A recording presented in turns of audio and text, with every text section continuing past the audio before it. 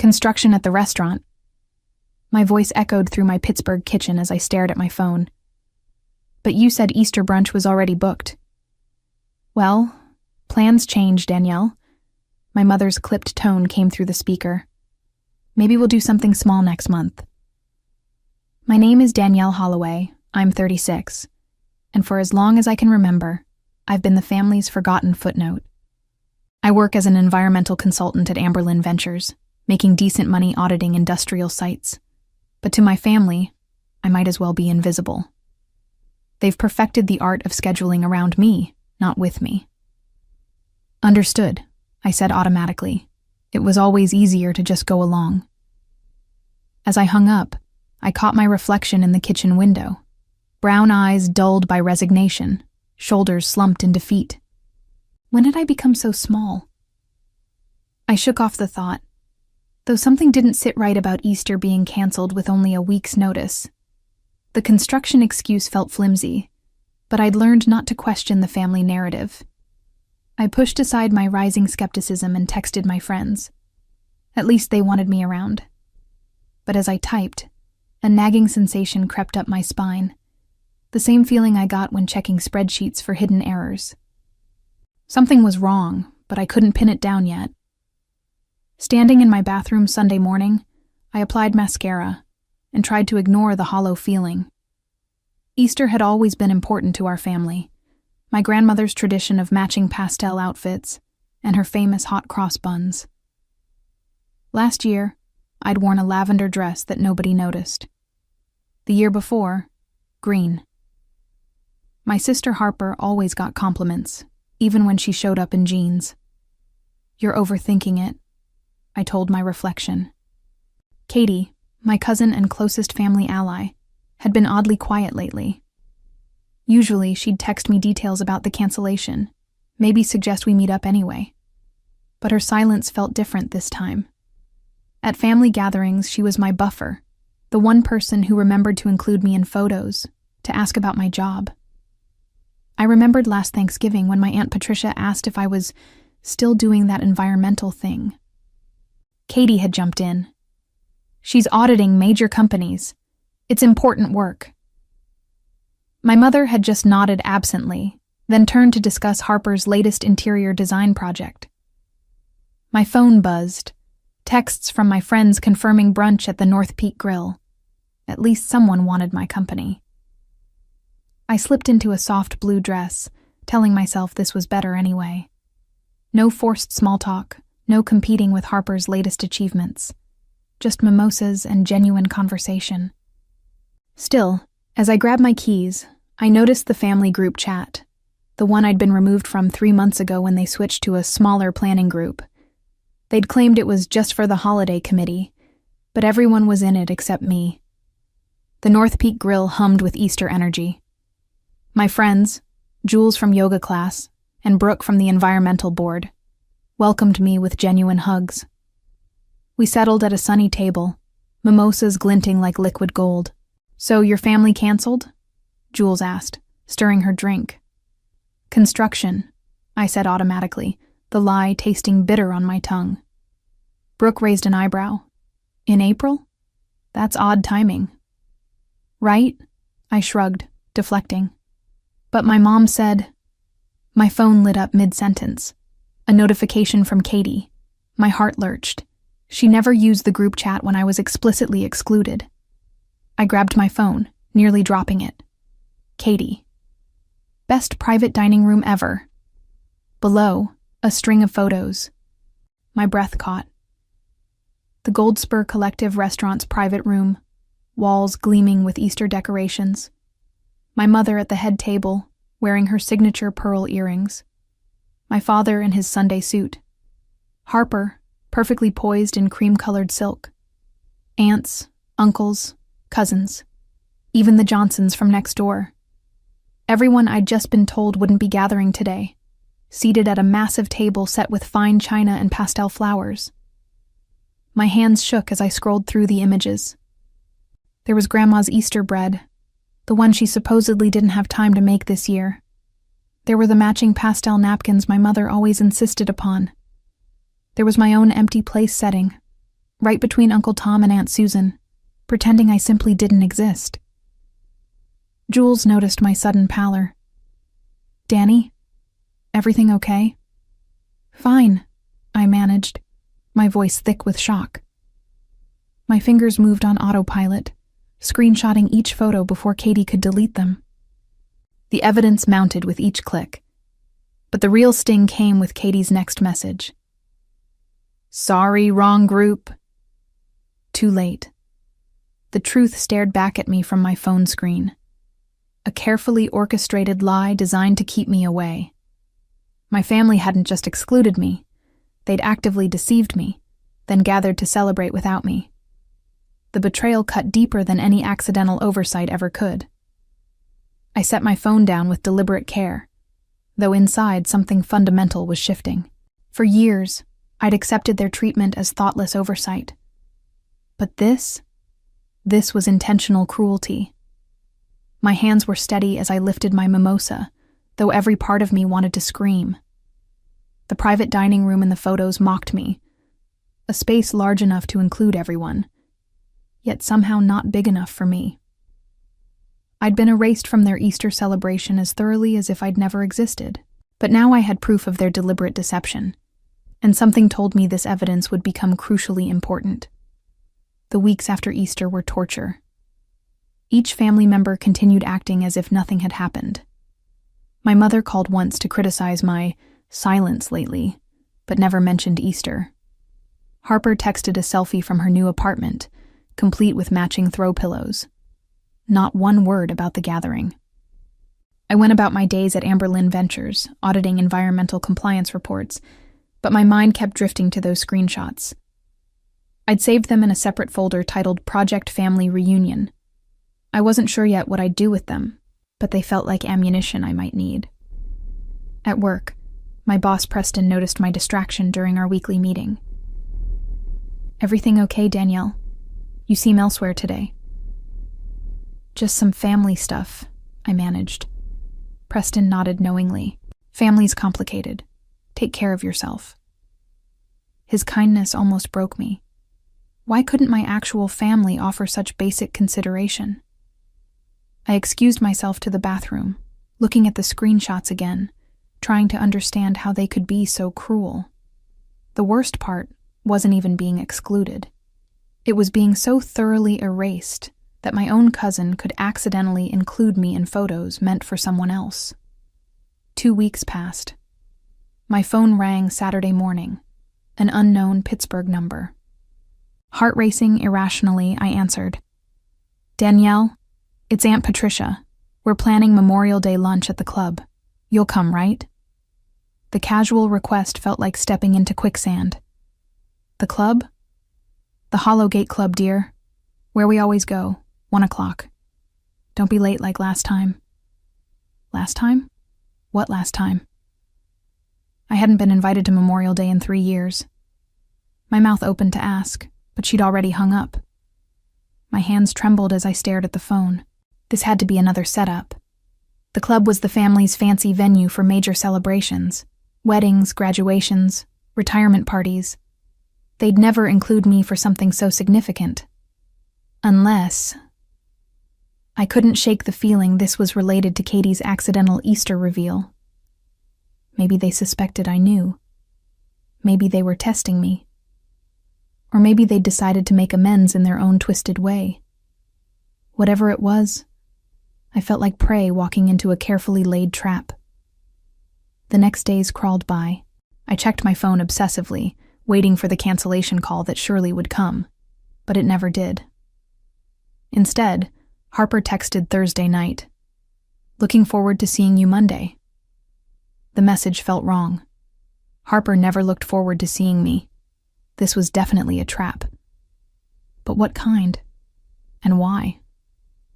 I'd kept quiet about Easter, never confronted anyone. What more did they want? As Memorial Day approached, my anxiety built. I tried focusing on work, but even my environmental audits couldn't distract me. My boss Preston suggested I take Friday off to recharge for the weekend, not realizing my weekend would be an emotional minefield. I stood in my closet Friday evening, staring at clothes that might or might not matter. Should I dress up for a family event I wasn't actually invited to? Or would showing up prepared expose that I knew about their Easter deception? The screenshots on my phone seemed to pulse with importance. Whatever was happening Monday, I had a feeling those photos would play a crucial role. I just had to figure out how to use them without burning down every remaining family bridge. Though at this point, what bridges remained worth saving? Memorial Day arrived with perfect weather that mocked my inner turmoil.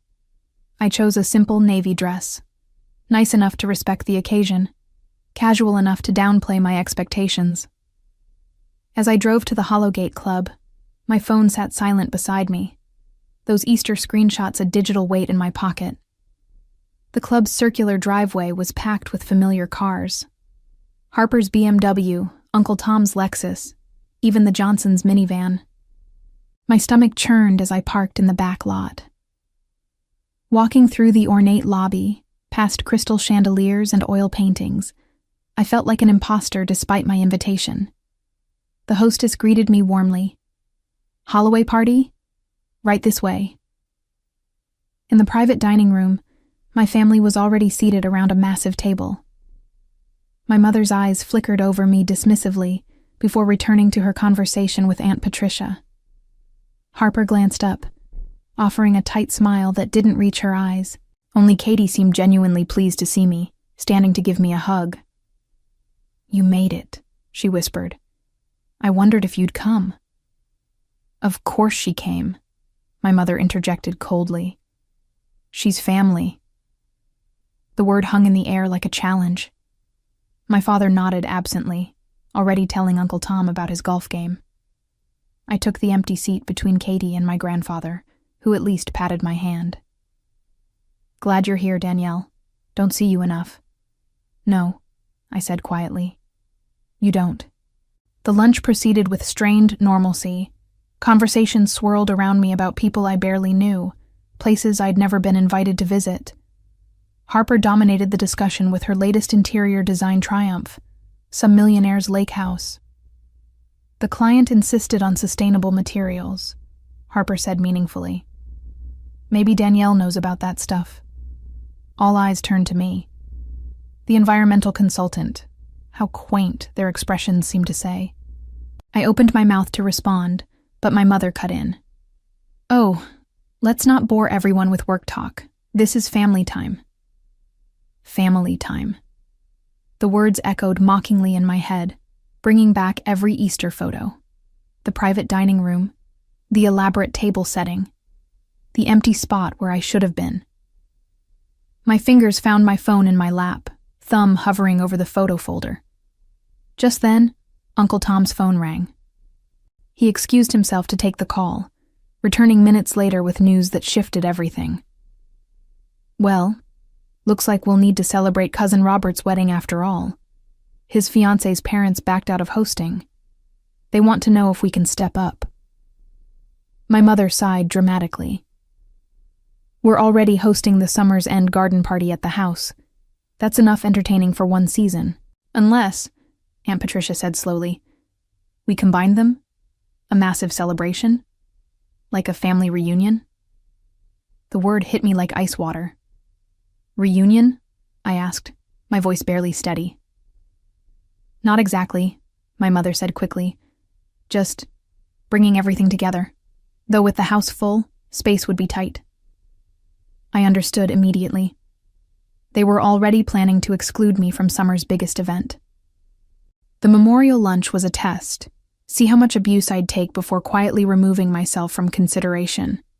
Let them down easy before the real celebration. My phone felt heavy in my lap. Those Easter screenshots suddenly seemed like more than just evidence. They were my salvation. But I needed to play this carefully. One wrong move and I'd lose my only leverage. So I did something unexpected. I smiled. "That sounds wonderful.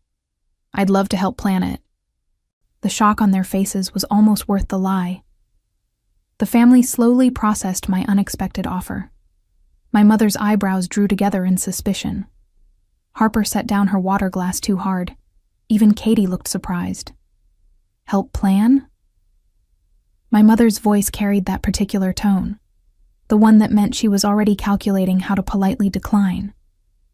"Sure," I continued, heart hammering. "I've organized environmental conferences. Event planning isn't that different. Venues, catering, logistics." I paused, letting the next word settle carefully. "And I could ensure everyone feels included." The last word landed like a stone in still water. Uncle Tom coughed. Aunt Patricia suddenly found her napkin fascinating. The Easter screenshots burned in my phone like hidden fire. "That's thoughtful," my father offered weakly, glancing at my mother for guidance. "We appreciate the offer," my mother said smoothly. "But we have everything under control."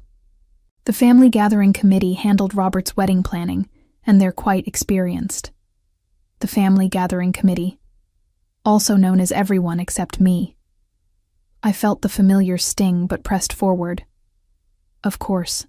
I just meant if you needed any help." "Actually," Katie interrupted, looking guilty, "maybe Danielle could help with environmental considerations. Robert's fiancé is really into sustainability. She mentioned wanting everything eco-friendly." My mother's lips thinned. She couldn't argue with the bride's wishes without looking unreasonable. "I suppose we could discuss."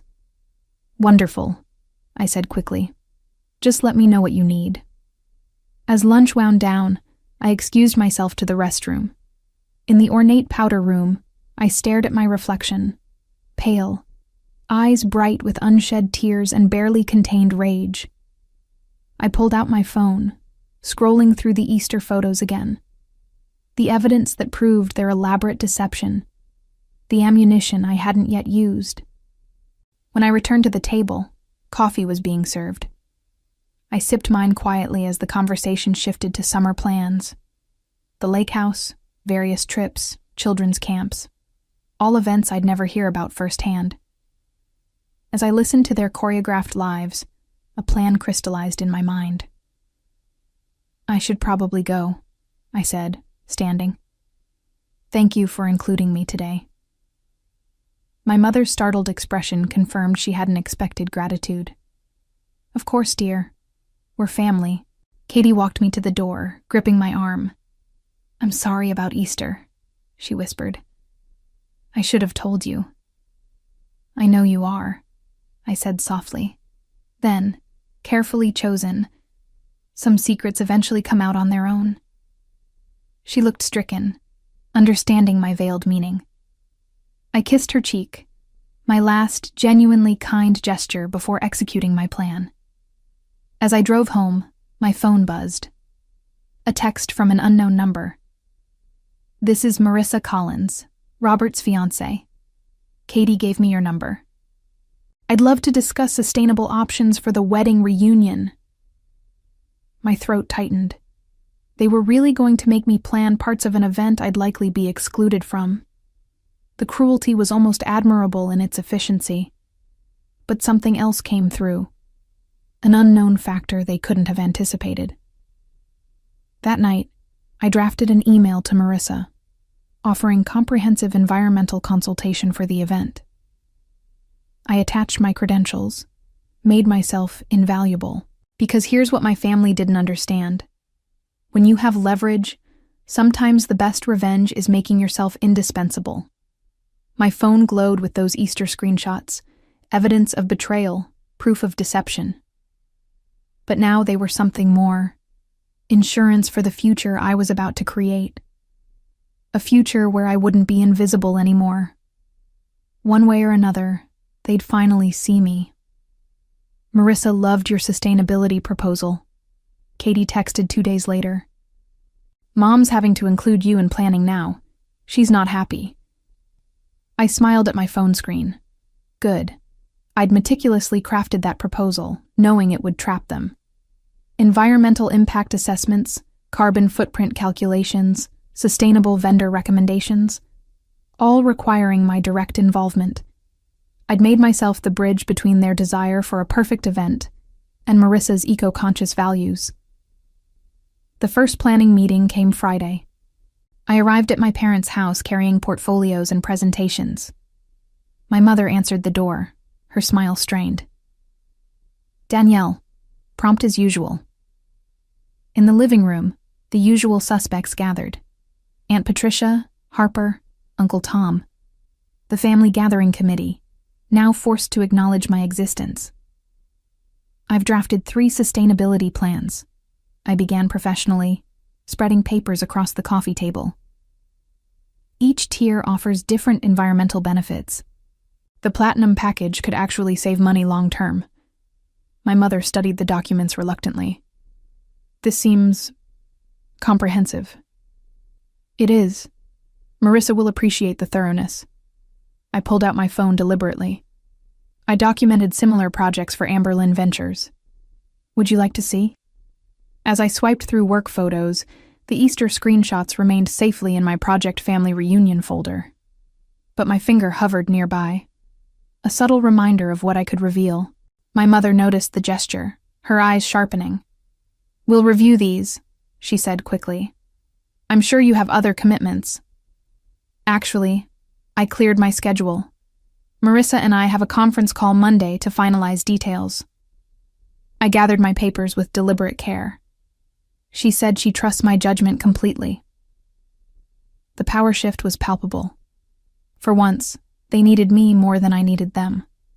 I was no longer the forgotten daughter they could exclude at will. I was the environmental consultant with the bride's ear, essential to their perfect event. And everyone in that room knew it.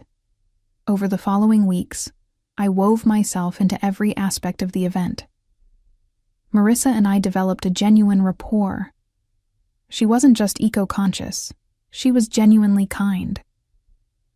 As we discussed catering options via video chat, she mentioned something that shifted everything. Katie said you're so organized. I can't believe your family doesn't involve you more often. Her smile faltered. Oh, did I say something wrong? No, I assured her, though my mind raced. Actually, there's something you should know. I made a decision. Scrolling to my Easter photos, I turned my laptop screen toward her. This was Easter Sunday, the day my mother told me our family brunch was canceled due to construction. Marissa's face transformed from confusion to outrage as I showed each photo. Oh my God. They deliberately excluded you? And planned to invite me to help organize the event I'd likely be disinvited from? Her anger was cathartic. That's unconscionable. She paused, considering. You know, Robert and I were considering posting our wedding photos in a sustainability article for the Pittsburgh Environmental magazine, with your expertise highlighted. A slow smile spread across my face. That sounds wonderful. By evening, Marissa had texted Robert about my Easter revelation. By morning, Robert had called every family member, livid at their treatment of me. My phone exploded with messages. Katie, I'm so sorry. I should have defended you better. Uncle Tom, we need to talk about this properly. Even Harper. Mom's freaking out. Robert's threatening to cancel everything. But the text that satisfied me most came from my mother. We need to discuss this family situation. Let's meet privately. The balance had finally tipped in my favor. For once, they would have to face consequences for their cruelty. Now I stood here in my Pittsburgh kitchen, watching my family's carefully constructed facade crumble through text messages and voicemails. The Easter screenshots that once made me feel invisible now gave me complete clarity about who I was. Not the forgotten daughter, but the woman who finally found her voice.